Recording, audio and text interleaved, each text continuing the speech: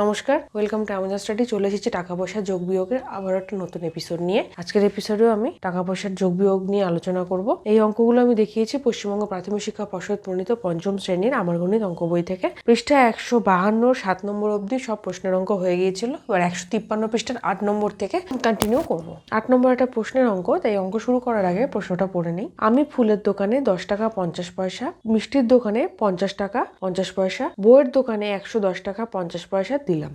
এখন আমার কাছে 20 টাকা আছে। প্রথমে আমার কাছে কত টাকা ছিল? তাহলে যতগুলো টাকা খরচা করেছে আর যে টাকাটা আছে সবগুলো যোগ করে দিলে আমি পেয়ে যাবো যে আমার কাছে মোট কত টাকা ছিল। তাহলে লিখছি, যেহেতু প্রশ্নের অঙ্ক তাই একটু লিখে করাই ভালো। আমার কাছে টাকা ছিল, যদি দশমিকে লিখি তাহলে সবগুলোকে দশমিকে লিখতে হবে, যেহেতু যোগ করতে হবে। আর যদি টাকা পয়সা আকারে লিখি তাহলে টাকা পয়সা আকারেই লিখতে হবে সবগুলোকে। আমি দশমিক আকারে লিখছি। 10.50 টাকা ফুলের দোকানে দিলাম, মিষ্টির দোকানে দিলাম 50 টাকা 50 পয়সা, বইয়ের দোকানে দিলাম 110 টাকা 50 পয়সা। সবগুলো যোগ হবে।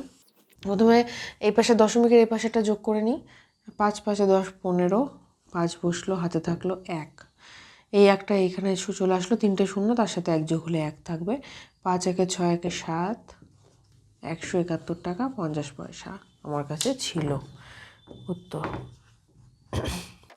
আমার কাছে 171.50 টাকা ছিল। চলে যাচ্ছে 9 নম্বর অঙ্কে। 9 নম্বর অঙ্কে একটা করে দেওয়া রয়েছে 720 পয়সা কত টাকা কত পয়সা বের করতে হবে। 720 পয়সা এটাকে করতে হবে, সেটা লিখলাম।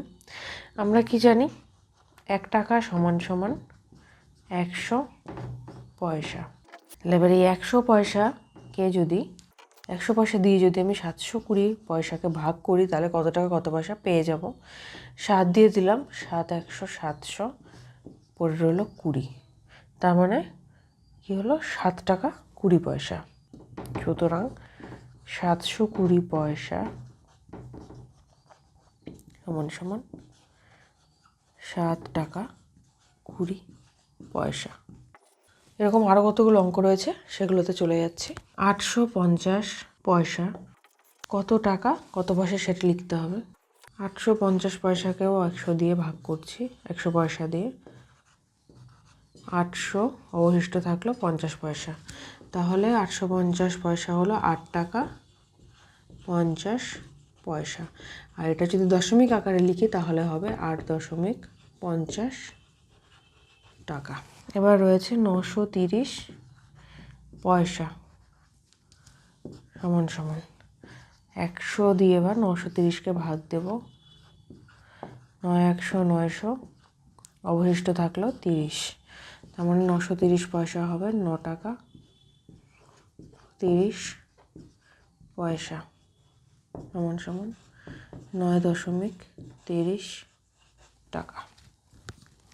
চলে যাচ্ছে 10 নম্বরে। 10 নম্বরে দশমিকের টাকার যোগ রয়েছে। 10 নম্বরে রয়েছে 15.75 টাকা,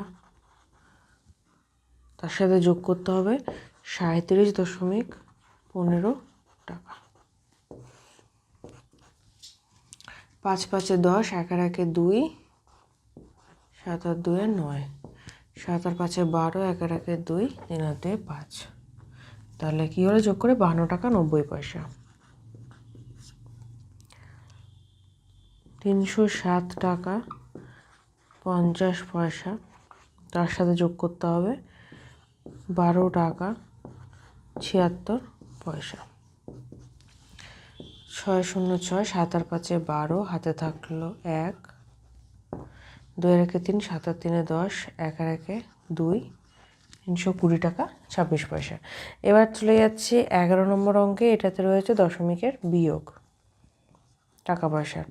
208.58 টাকা, তার থেকে বিয়োগ দিতে হবে 56.20 টাকা। 58 থেকে 20 বাদ দিচ্ছি। প্রথমে 8 থেকে 0 বাদ দিলে 8 থাকবে, 5 থেকে 2 বাদ দিলে 3 থাকবে। এদিকে 8 থেকে যদি 6 বাদ দিই 2 থাকবে, 10 থেকে 5 গেলে 5, হাতে থাকলো 1, 2 থেকে 1 গেলে 1, 152 টাকা 38 পয়সা। নাম্বারটা আমি পাশে করছি, তোমরা নিচে নিচেই করবে। 97 টাকা 25 পয়সা, তার থেকে বাদ দিতে হবে 25 টাকা 18 পয়সা।